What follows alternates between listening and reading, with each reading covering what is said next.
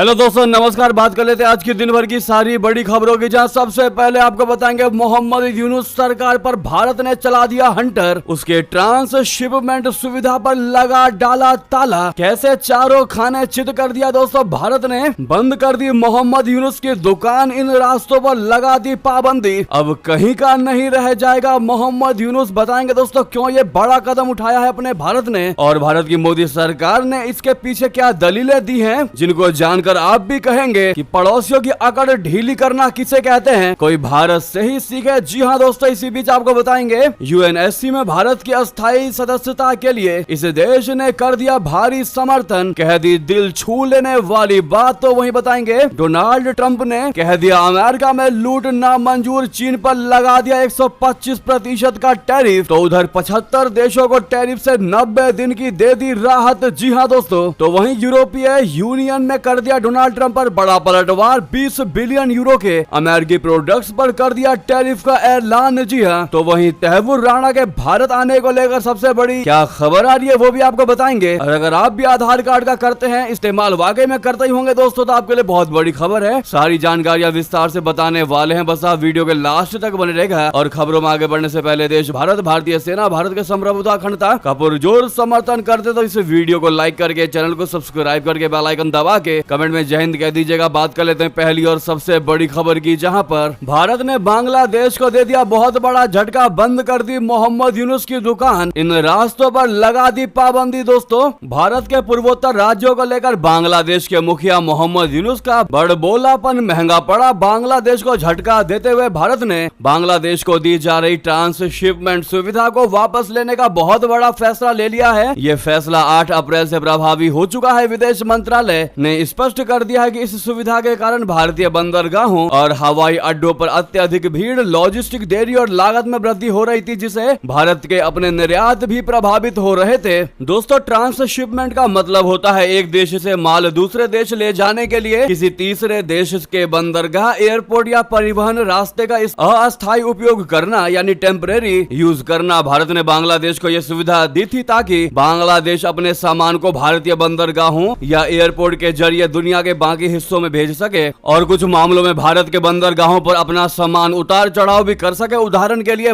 बांग्लादेश से माल कोलकाता पोर्ट या मुंबई पोर्ट के जरिए यूरोप, अमेरिका या अफ्रीका भेजा जाता था। वहीं चेन्नई एयरपोर्ट से भी कुछ ट्रांजिट किया जाता था। इसका उद्देश्य था बांग्लादेश को सपोर्ट करना, क्योंकि उसके कुछ बंदरगाहों और लॉजिस्टिक इंफ्रास्ट्रक्चर में सीमाएं हैं। दोस्तों, इस एक्शन को लेने के बाद, मोहम्मद यूनुस को जवाब देने के बाद भारत ने जो दलीलें दी है उसमें बताया है कि भारतीय बंदरगाहों पर भारी भीड़ है, यानी कि ट्रैफिक ज्यादा है, जिससे भारतीय निर्यातकों को समय पर शिपमेंट में परेशानी होने लगी है। दूसरा कारण दिया है दोस्तों लॉजिस्टिक लागत में इजाफा। जी हां, अधिक ट्रैफिक के कारण माल ढुलाई की लागत बढ़ चुकी है, जिससे भारत के व्यापार को नुकसान हो रहा था। तीसरा दलील दिया है दोस्तों बैकलॉग और देरी, यानी भारतीय व्यापारी कंपनियों के लिए समय पर निर्यात करना मुश्किल हो रहा था, जिससे इंटरनेशनल ऑर्डर प्रभावित हो रहे थे। इससे भारत को भी नुकसान हो रहा था। ऐसे में दोस्तों सबसे बड़ा सवाल यह है कि क्या ये पूरे तरह से बांग्लादेश पर लागू है? तो आपको बता दें, नहीं। भारत ने साफ कर दिया है कि ये रोक केवल उन ट्रांसशिपमेंट पर लागू होगी जो भारतीय बंदरगाहों या एयरपोर्ट से होकर तीसरे देशों में जा रही हैं। लेकिन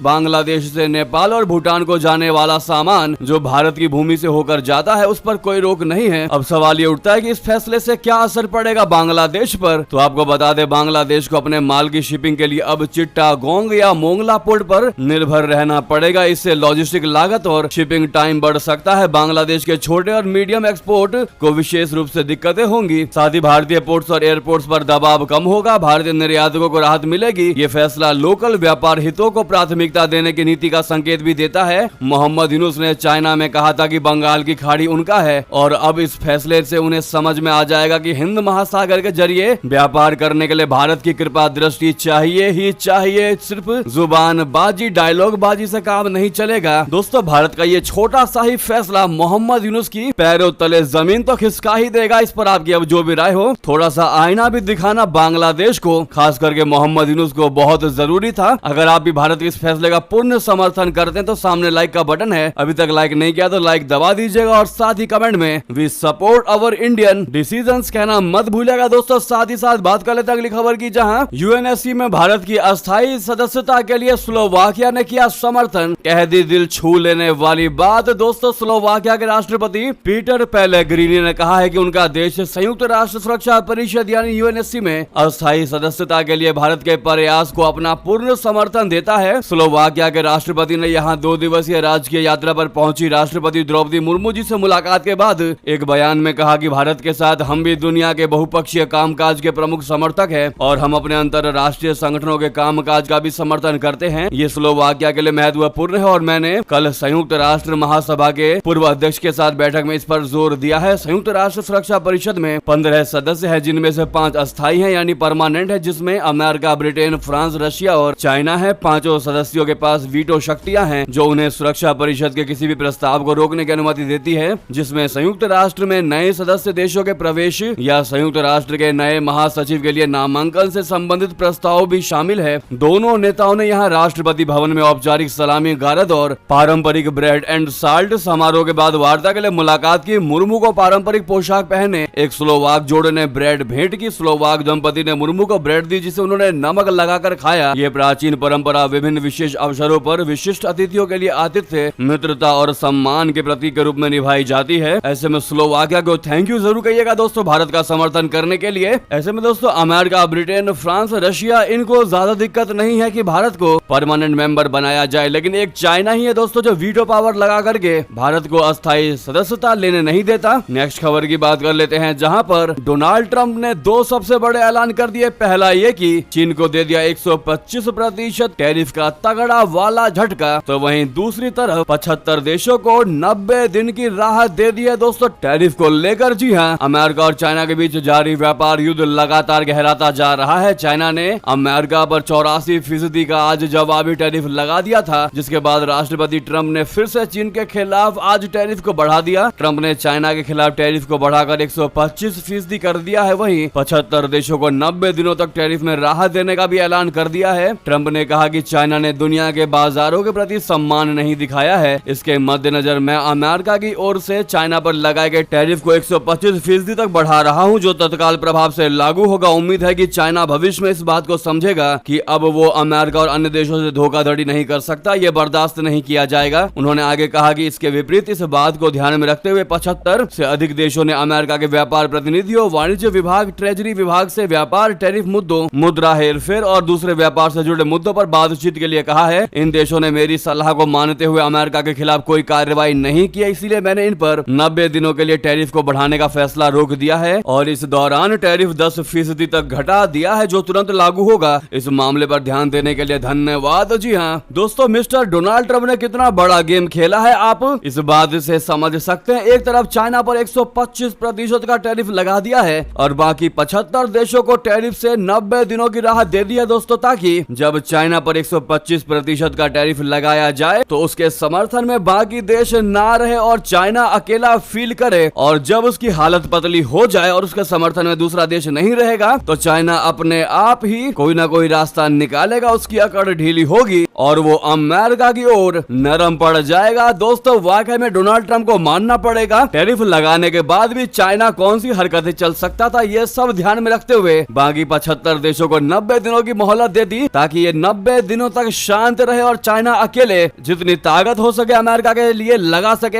ऐसे में डोनाल्ड ट्रंप के इस माइंडसेट का अगर आप भी समर्थन करते हैं दोस्तों, अपनी राय अवश्य दीजिएगा। नेक्स्ट खबर की बात कर लेते हैं, जहां पर इतना ही नहीं दोस्तों, इसके बावजूद भी यूरोपीय यूनियन ने कर दिया डोनाल्ड ट्रंप पर पलटवार। 20 बिलियन यूरो के अमेरिकी प्रोडक्ट्स पर कर दिया टैरिफ का ऐलान। जी हाँ, डोनाल्ड ट्रंप के टैरिफ बम पर अब यूरोप ने भी पलटवार कर दिया है। बुधवार को यूरोपीय यूनियन ने अमेरिका के 20 बिलियन यूरो लगभग 1,80,000 करोड़ रुपए के प्रोडक्ट्स पर टैरिफ लगाने की मंजूरी दे दी है। यूरोपीय संघ के टारगेट में है सोयाबीन, मोटरसाइकिल, ब्यूटी प्रोडक्ट और भी बहुत कुछ दोस्तों। यानी कि चीन के बाद ट्रंप को यूरोपीय संघ से करारा जवाब मिलता दिखाई दिया है। अमेरिका से भारी टैरिफ अब ये वसूलेंगे 27 देश। अगली खबर की बात कर लेते हैं, जहां पर वक्फ को लेकर महबूबा मुफ्ती पर बरस पड़े उमर अब्दुल्ला। कह दिया बीजेपी की गोद में बैठ जम्मू कश्मीर को बर्बाद कर दिया तुमने। जी हाँ, जम्मू कश्मीर में वक्फ अमेंडमेंट एक्ट को लेकर सियासी पारा चढ़ा हुआ है। विपक्षी पार्टियां सत्तारूढ़ पार्टी नेशनल कॉन्फ्रेंस पर हमलावर हैं। वक्फ कानून को लेकर जम्मू कश्मीर विधानसभा में जमकर बवाल हुआ। इस पर पीडीपी चीफ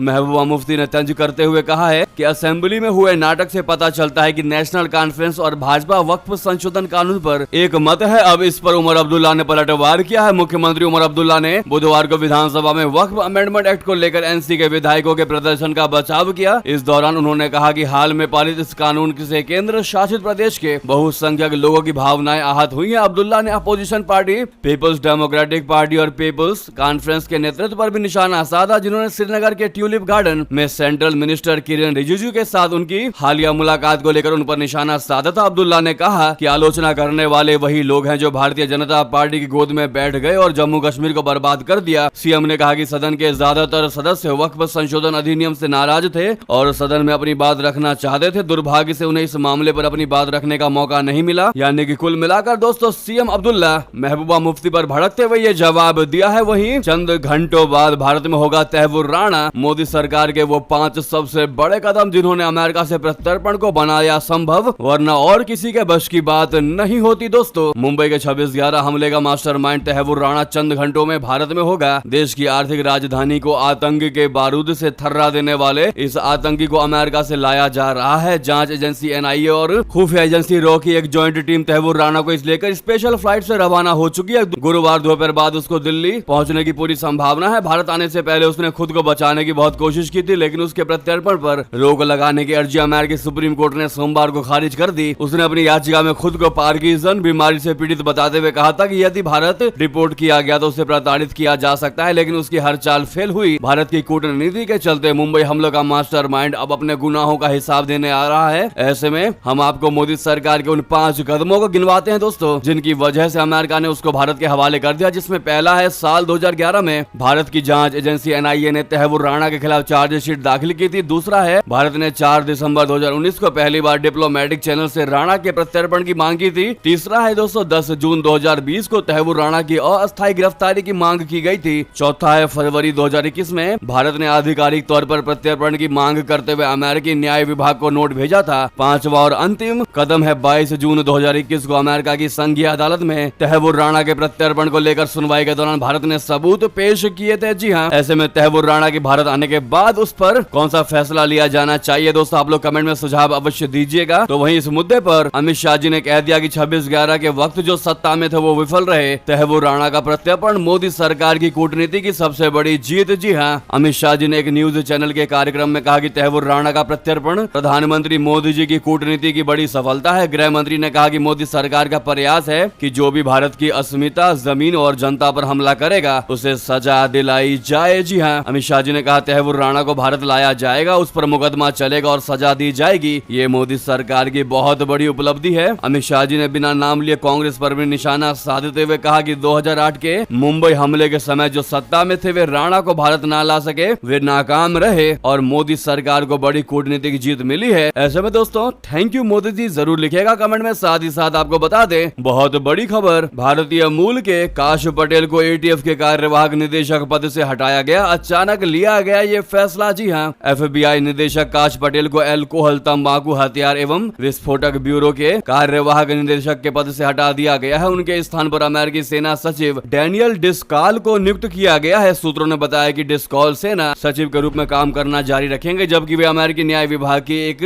शाखा एटीएफ की भी देखरेख करेंगे। पटेल को फरवरी के अंत में एटीएफ के कार्यवाहक निदेशक के रूप में शपथ दिलाई थी। उसके कुछ ही दिनों बाद उन्होंने एफबीआई के निदेशक के रूप में भी शपथ ली थी। जी हाँ दोस्तों, साथ ही साथ बता दें, जम्मू कश्मीर में खून की होली खेलने वाले थे आतंकवादी। सेना ने समय रहते 12 किलो आईईडी किया डिफ्यूज। जी हाँ, भारतीय सेना ने एक बड़े हादसे को होने से रोका। विलगाम के हफरदा गांव में 12 किलो का आईईडी निष्क्रिय किया गया। उत्तरी कश्मीर के कुपवाड़ा जिले के विलगाम के हफरदा गांव में सुरक्षा बलों ने एक शक्तिशाली इम्प्रोवाइज्ड एक्सप्लोसिव डिवाइस बोले तो आईईडी का पता लगाकर उसे इनएक्टिव कर दिया, निष्क्रिय कर दिया। अधिकारियों के मुताबिक 2 राजपूत रेजिमेंट की रोड ओपनिंग पार्टी ने इलाके में नियमित गश्त के दौरान सड़क किनारे एक संदिग्ध वस्तु देखी। बारीकी से जांच करने पर जवानों ने पाया कि ये करीब 12 किलोग्राम वजनी आईईडी है। पता लगने के बाद आरोपी ने तुरंत संबंधित अधिकारियों को सूचित किया। इसके तुरंत बाद हंदवाड़ा पुलिस का विशेष अभियान समूह एसओजी मौके पर पहुंचा और इलाके की सुरक्षा में सेना के साथ शामिल हो गया। बम निरोधक दस्ते यानी बीडीएस को भी बुलाया गया और बिना किसी नुकसान के नियंत्रित विस्फोट में आईईडी को निष्क्रिय कर दिया गया, जिससे एक भयावह घटना होने से बच गई। बाद में यह सुनिश्चित करने के लिए इस इलाके की गहन तलाशी ली गई कि कोई अतिरिक्त खतरा न हो। अधिकारियों ने कहा कि यदि आईईडी में विस्फोट हो जाता तो इससे जान माल का बड़ा नुकसान हो सकता था, क्योंकि इस मार्ग का इस्तेमाल अक्सर अक्सर सुरक्षा बलों द्वारा किया जाता है। ऐसे में थैंक यू इंडियन आर्मी जरूर कहिएगा दोस्तों, ताकि उनका मनोबल हाई रहे और उन्हें भी लगे कि उनके लिए भारतीय खड़े हैं। साथ ही साथ बता दें, जिस टैंक से सद्दाम पुतिन हो गए थे पस्त, उससे पाकिस्तान को निपटाएगा तहरीके तालिबान। जी हाँ दोस्तों, अमेरिका के जिस हथियार ने इराक में सद्दाम हुसैन और रशिया यूक्रेन में जंग में व्लादिमीर पुतिन को पानी पिला दिया, वो हथियार अब पाकिस्तान के खिलाफ सक्रिय तहरीके तालिबान के आतंकवादियों के हाथ लग गया। दरअसल टीटीपी को अमेरिकी FGM 148 जेवलिन एंटी टैंक समेत कई हथियार मिलने की खबर है। पाकिस्तानी समाचार चैनल जियो टीवी के मुताबिक टीटीपी के आतंकवादियों ने एक वीडियो जारी किया है। इस वीडियो में टीटीपी के आतंकी FGM 148 जेवलिन एंटी टैंक के साथ युद्धाभ्यास कर रहे हैं। टीटीपी को यह टैंक अफगानिस्तान से मिलने की बात कही जा रही है। 2003 में पहली बार इसका उपयोग इराक में किया गया था। सद्दाम हुसैन की सेना से लड़ने के लिए अमेरिका ने इसका उपयोग किया था। सद्दाम हुसैन की सेना ने इस टैंक के सामने पस्त हो गई थी। तो वहीं 2022 में रशिया और यूक्रेन के बीच जंग की शुरुआत हुई तो अमेरिका ने ये टैंक यूक्रेन को दिया। यूक्रेन इस टैंक के जरिए रशिया के कुर्ज़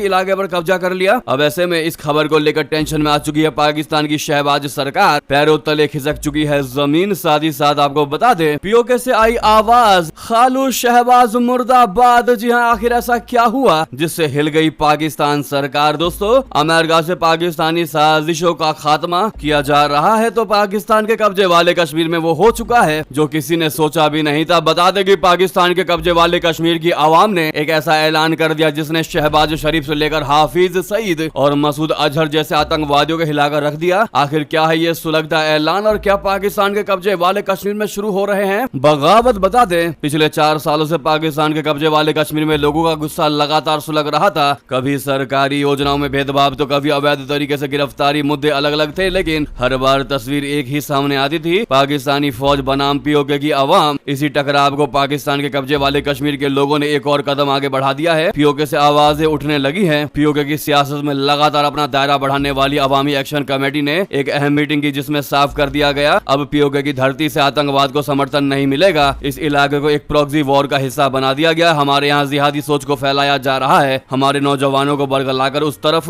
जम्मू कश्मीर भेजा जाता है। हमारे 2 से 3 नौजवान शहीद हो चुके हैं। हालिया दिनों में एक नौजवान बरमंग में पार जाते हुए मारा गया है। इस ऐलान के साथ ही साथ अवामी एक्शन कमेटी ने आतंकवाद के खिलाफ कुछ सख्त फैसले भी ले लिए हैं। दोस्तों, अवामी एक्शन कमेटी ने आतंकवादियों के जनाजे तक निकालने पर पूरी तरह पाबंदी लगा दी है। कह दिया है कि मारे गए आतंकवादियों के शवों की पीओके में दफन नहीं होने दिया जाएगा। तो वहीं मेलोनी के इटली में इमरजेंसी जैसे हालात, फ्लाइट से लेकर ट्रेन तक सब कुछ पड़ गया ठप। जी हाँ, इटली में इन दिनों बिल्कुल इमरजेंसी जैसे हालात हो चुके हैं। इसकी वजह कुछ और नहीं बल्कि ट्रांसपोर्ट वालों की हड़ताल है जो 9 अप्रैल से 12 अप्रैल तक पूरे देश में चलेगी। यानी कि आप कह सकते हैं कि ये प्रोटेस्ट रनिंग में चल रही है। एयरलाइन से लेकर रेलवे तक हर सेक्टर में हड़तालों ने लोगों का जीना मुश्किल कर रखा है। हालांकि मेलोनी सरकार इन हड़तालों को संभालने के लिए संघर्ष कर रही है। वहीं आम लोग अपने ट्रेवल प्लान्स को लेकर असमंजस में हैं। अगली खबर बता दे, पाकिस्तान जाएंगे 1942 सिख, आज होंगे रवाना। पड़ोसी मुल्क क्यों जा रहे हैं ये लोग? बता दें, खालसा साजना दिवस यानी बैसाखी के मौके पर शिरोमणि गुरुद्वारा प्रबंधक कमेटी SGPC 1942 सिख श्रद्धालुओं को पाकिस्तान भेजेगी। ये जत्था 10 अप्रैल को यानी आज अमृतसर स्थित शिरोमणि कमेटी कार्यालय से रवाना होगी और 19 अप्रैल को भारत लौटेगी। इसके लिए सभी श्रद्धालुओं को वीजा मिल गया है। आज कई श्रद्धालु अपने वीजा और पासपोर्ट लेने के लिए कमेटी कार्यालय भी पहुंचे। पूरे भारत से करीब 6600 सिख श्रद्धालु इस अवसर पर पाकिस्तान में धार्मिक स्थलों के दर्शन के लिए जा रहे हैं। इस जत्थे का नेतृत्व SGPC सदस्य जंग बहादुर और उपनेता बीबी जोगिंदर कौर करेंगे। ये समूह पाकिस्तान में गुरुद्वारा श्री पंजा साहिब हसन अब्दाल में बैसाखी का मुख्य समारोह मनाएगा और अन्य गुरुद्वारों का दौरा करेगा। SGPC ने सभी श्रद्धालुओं को वीजा देने के लिए पाकिस्तान दूतावास को धन्यवाद दिया। साथ ही साथ बता दें, यूक्रेन युद्ध में रशिया का साथ देने वाले 2 चीनी नागरिक गिरफ्तार, लेकिन ड्रैगन ने उनका दावा कर दिया खारिज। जी हाँ, जैसा कि आपको हमने कल बताया, यूक्रेन ने दावा किया कि बड़ी संख्या में चीनी नागरिक रशिया की हमलावर सेना के साथ लड़ रहे हैं। यूक्रेनी राष्ट्रपति व्लादिमीर जेलेंस्की ने कहा है कि उनकी सेना ने पूर्वी दोनेत्स्क क्षेत्र में युद्ध के दौरान रूसी सेना का साथ दे रहे चाइना के 2 नागरिकों को गिरफ्तार किया है। हालांकि चाइना ने दोस्तों अब इन दावों को खारिज कर दिया है। चीनी विदेश मंत्रालय ने कहा है कि चाइना सरकार हमेशा चीनी नागरिकों से संघर्ष क्षेत्रों से दूर रखता है। व्लादिमीर जेलेंस्की ने कहा, यह जानकारी मिली है कि चाइना के काफी अधिक लोग रशिया की सेना के साथ हैं। अभी भी ये पता नहीं चला है कि बीजिंग ने रूस को हथियार या सैन्य विशेषज्ञता भी प्रदान की है या नहीं। ये भी स्पष्ट नहीं है कि चाइना अपनी पहल पर युद्ध में शामिल हुआ था या नहीं। तो वहीं आपको बता दें, अमित शाह जी का 2 दिवसीय तमिलनाडु दौरा आज से 2026 के चुनावी गठबंधन की रणनीति पर करेंगे चर्चा। जी हां, केंद्रीय गृह मंत्री अमित शाह जी 2026 के चुनावी गठबंधन की रणनीति पर चर्चा करने के लिए गुरुवार को 2 दिवसीय दौरे पर तमिलनाडु आएंगे। भारतीय जनता पार्टी सूत्रों ने आज रात पुष्टि की है कि शाह जी आज लगभग 22 45 बजे यहाँ पहुंचेंगे। सूत्रों ने कहा कि अमित शाह जी के भाजपा की कोर कमेटी के साथ विचार विमर्श करने की उम्मीद है, जिसमें राज्य प्रमुख के अन्नामलाई, भाजपा विधायक दल के नेता नैनार नागेंद्रन और महिला मोर्चा प्रमुख सुश्री वंथी श्रीनिवासन सहित विधायकों सहित वरिष्ठ नेताओं के भाग लेने की संभावना है। दोस्तों साथ ही साथ बता दें, अयोध्या के राम मंदिर में फिर से होगी प्राण प्रतिष्ठा। इस तारीख से श्रद्धालुओं के लिए खोल दिया जाएगा राम दरबार। दोस्तों अयोध्या में राम मंदिर में अगले महीने राम दरबार स्थापित किया जाएगा, जिसे श्रद्धालुओं के लिए 6 जून से खोला जाएगा। हालांकि ये प्राण प्रतिष्ठा समारोह जैसा नहीं होगा। मंदिर निर्माण समिति के प्रमुख नपेंद्र मिश्र ने ये जानकारी दी है। ये आयोजन 2020 में शुरू हुए मंदिर निर्माण के पूरा होने से भी जुड़ा है। प्रधानमंत्री नरेंद्र मोदी जी की अध्यक्षता में 2024 में रामलला की प्राण प्रतिष्ठा हुई थी। ऐसे में जय श्री राम कमेंट में जरूर कहिएगा आप लोग। दोस्तों अभी तक वीडियो को लाइक नहीं किया तो जरूर लाइक का बटन दबा दीजिए। साथ ही साथ आपको बता दें, नया आधार एप्लीकेशन लॉन्च हो चुका है। QR कोड करेगा सबसे बड़ा झंझट खत्म। दोस्तों सरकार ने नए आधार एप्लीकेशन को लॉन्च करके लोगों की एक बहुत बड़ी समस्या को हल कर दिया है। अब आपको होटलों, हवाई अड्डों, सिम लेते समय या किसी भी जगह पर अपने आधार कार्ड की फोटोकॉपी देने की आवश्यकता नहीं होगी। मंगलवार को लोगों की सहूलियत के लिए सरकार ने इस एप्लीकेशन को लॉन्च किया। दरअसल इस एप्लीकेशन की मदद से कोई भी यूजर डिजिटल तरीके से अपनी पहचान को वेरीफाई करवा पाएगा। इसके लिए अपने आधार कार्ड की फोटोकॉपी जमा करने की आवश्यकता नहीं रह जाएगी। अभी तक अपनी पहचान को वेरीफाई करवाने के लिए कई जगह आधार कार्ड की कॉपी यानी फोटोकॉपी को जमा करवाना पड़ता था, जो अब ऐसा नहीं होगा। दोस्तों इस नई एप्लीकेशन के जरिए आप अपने चेहरे को स्कैन करके अपनी पहचान को सत्यापित कर पाएंगे। IT मंत्री अश्विनी वैष्णव ने ये सबसे बड़ी जानकारी दी है। दोस्तों लगातार अपना भारत डिजिटलीकरण की ओर बढ़ता अग्रसर होता नजर आ रहा है। ऐसे में अगर आप भी मोदी सरकार के इन फैसलों का समर्थन करते हैं तो हम समर्थन करते हैं, जरूर लिखिएगा। और साथ ही साथ दोस्तों वीडियो को लाइक करके चैनल को सब्सक्राइब करके बेल आइकन दबा के कमेंट में जय हिंद कह दीजिएगा। मिलता है अगली बड़ी खबर में। बहुत बहुत धन्यवाद, बहुत बहुत आभार। जय हिंद, जय भारत।